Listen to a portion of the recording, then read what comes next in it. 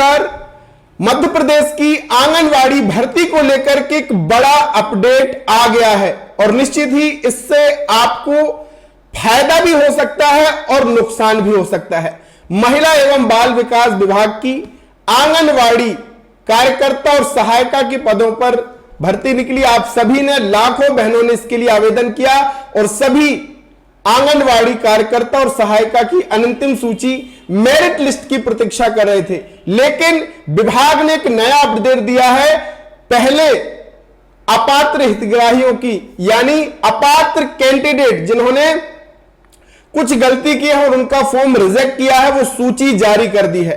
तो आज की इस वीडियो में आपको बताने वाला हूं कि अपात्र कैंडिडेट की सूची कैसे देखें, कहीं आपका नाम उसमें तो नहीं है, और सूची निकालने के बाद यह कैसे पता करें कि आपका फॉर्म किस कारण से निरस्त किया गया है, आपको किस कारण से अपात्र किया गया है, और क्या भैया आपको अगर अपात्र कर दिया है तो पात्र हो सकते हैं, क्या अवसर आपके पास है, अब आपको क्या करना चाहिए, यह सब कुछ मैं इस वीडियो में आपको बताने वाला हूं। तो अगर आपने आंगनवाड़ी भर्ती के लिए आवेदन किया है तो यह वीडियो बहुत ही महत्वपूर्ण होने वाला है, ये और अपने ग्रुप्स में शेयर इसको कर दीजिएगा ताकि अगर किसी और अन्य बहन के साथ यह समस्या हुई है तो वो उसका सुधार भी कर सकते हैं, या क्या प्रक्रिया हो सकती है वो मैं साझा करने वाला हूं।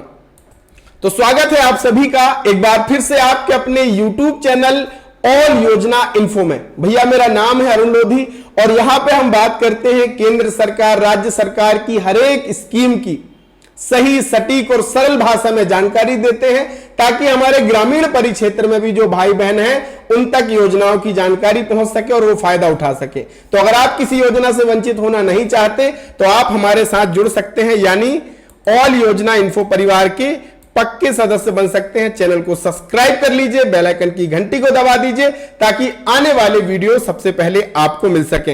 एक और निवेदन आपसे मैं करूंगा कि आप अपने जिले का नाम जरूर कमेंट में लिखिए ताकि आपके जिले की मेरिट लिस्ट या आपकी जिले की अपात्र की जो लिस्ट है वो जैसे अपडेट होगी मैं आपको कमेंट में रिप्लाई देने वाला हूं। और हमारे वीडियो कैसे लगते हैं ये भी जरूर लिखना, अगर कुछ गड़बड़ है सुझाव आप अपना दे देना, अच्छी लगती है तो अच्छा लिख देना। चलिए अब बिना देरी किए हम पहले ये जान लेते हैं कि लिस्ट कैसे निकालें। मैं हर बार कहता हूं, एक बार फिर आपको दोहरा देता हूं कि आंगनवाड़ी कार्यकर्ता सहायिका भर्ती से संबंधित अगर कोई भी जानकारी आपको चाहिए तो केवल पहला पोर्टल ये महिला बाल विकास विभाग का और दूसरा पोर्टल ये, इन दोनों वेबसाइट के अलावा किसी भी वेबसाइट की कोई जानकारी पे विश्वास मत कीजिएगा। यहां से आपने फॉर्म भरा था, यहां से मेरिट लिस्ट निश्चित ही आप यहां तक आ गए होंगे मेरिट लिस्ट देखने के लिए, और यहां पे सबसे नीचे आप देखेंगे एक नया ऑप्शन दे दिया गया है। पहले तो मैं आपको देखिए ये पहले बताता हूं, ये मान लीजिए सहायिका मेरिट लिस्ट से पहले भैया अपात्र की लिस्ट जारी कर दी है विभाग ने। मैं आपको प्रूफ दिखाता हूं, ये पहले हम सहायिका की क्या निकालते हैं, मेरिट लिस्ट हम चेक कर रहे हैं। ये देखिए वर्गी, और यहां पे आप देखेंगे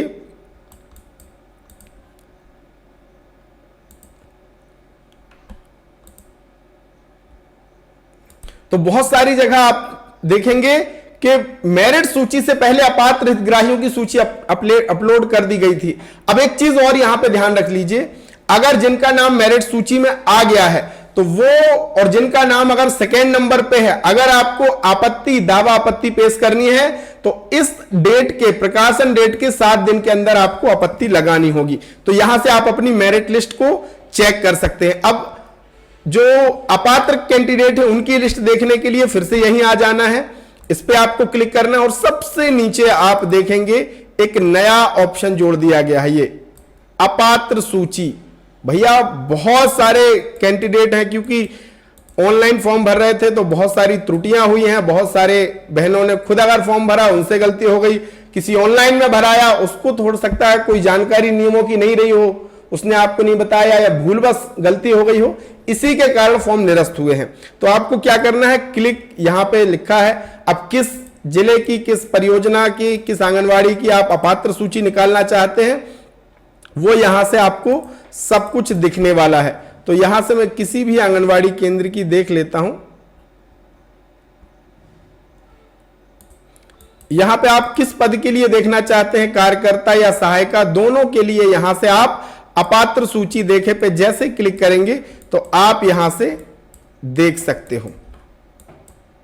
तो यहां पे देखिए पूरी लिस्ट निकल के आ गई है। अब मैंने एप्लीकेशन नंबर और आपका आवेदिका का नाम यहां पे सुरक्षा की दृष्टि से हाइड कर दिया है। अब आपका फॉर्म निरस्त क्यों हुआ है, यहां पे विभाग ने पूरा स्पष्ट कारण भी दिया है कि भैया आपका फॉर्म निरस्त क्यों किया जा रहा है। तो पहला फॉर्म देखिए निरस्त जो हुआ है, आवेदिका रिक्त पद वाले ग्राम या नगरीय क्षेत्र वार्ड की निवासी नहीं है। जैसे कि नियम था, मैंने पहले आपको बताया था कि जिस गांव में भर्ती है ग्रामीण क्षेत्र में उसी गांव की महिला निवासी होनी चाहिए और शहरी क्षेत्र में उसी वार्ड की निवासी होना चाहिए। तो देखिए अन्य गांव की निवासी है, इसलिए इनका फॉर्म निरस्त किया गया। दूसरा फॉर्म आप देखेंगे, ये जो बहन है 12वीं की जानकारी इन्होंने गलत कर दी, 12वीं की फेल की अंक सूची लगा दी। फॉर्म कौन भर सकता था, पास, लेकिन अब चाहे ऑनलाइन वाले से भरवाया हो और चाहे खुद से भर लिया हो, लेकिन बहुत बड़ी गलती है कि भैया फेल की मार्कशीट ही इन्होंने अटैच कर दी है। तीसरी गलती यहां पे देख लें कि भैया उस गांव की निवासी नहीं है। ज्यादातर जो फॉर्म रिजेक्ट हुए हैं उनका कारण यही है कि एक ही पंचायत के दूसरे गांव से बहनें थी और उनने उस गांव से फॉर्म भर दिया। यानी पंचायत एक ही है लेकिन आपके गांव में भर्ती नहीं थी तो आपने दूसरे गांव से भर दिया, इसलिए ये फॉर्म रिजेक्ट हुआ है। नियम क्या था कि जिस गांव में भर्ती उसी गांव की निवासी होना चाहिए। अभी यहां पे देखिए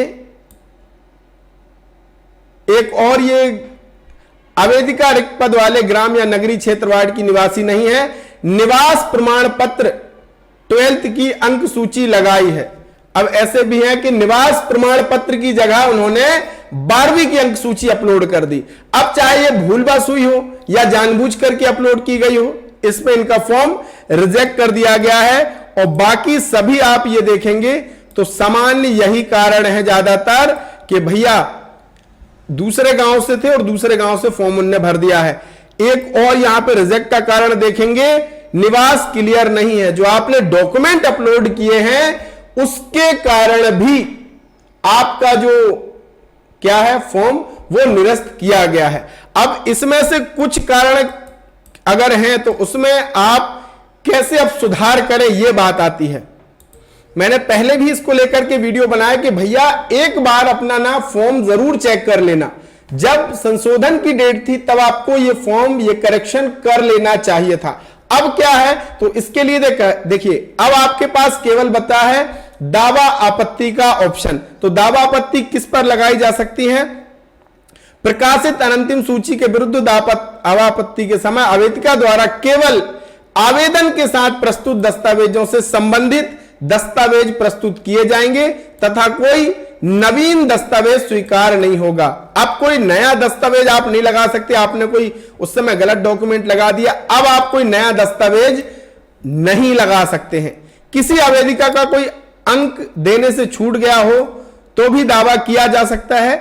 आवेदिका द्वारा अनंतिम मेरिट सूची में आए उम्मीदवार के विरुद्ध दावा दस्तावेज प्रमाण पत्र प्रस्तुत किए जाने होंगे। इस आदेश में एक और बात भी लिखी हुई है कि आवेदन के साथ संलग्न दस्तावेजों की सत्यता की जांच नहीं की जाएगी यदि आवेदन पत्र में उल्लेखित तथ्य तथा दस्तावेजों में भिन्नता ज्ञात होती है। जैसे आवेदन पत्र में 80% लिखा गया, आपने फॉर्म भरते समय 80% लिख दिया जबकि अंक सूची में 70% उल्लेख है। मान लीजिए 12वीं में आपके 70% है, फॉर्म भरते समय आपने 80 कर दिया है, या स्नातक की योग्यता का उल्लेख किया किंतु अंक सूची नहीं संलग्न की है, या बीपीएल राशन कार्ड पात्रता पर्ची का उल्लेख है लेकिन बीपीएल राशन पात्रता पर्ची की प्रति संलग्न नहीं की है आदि, तो आप अनंतिम मेरिट सूची में परिवर्तन संशोधन समिति के हस्ताक्षरित कार्यवाही विवरण के आधार पर किया जा सकेगा।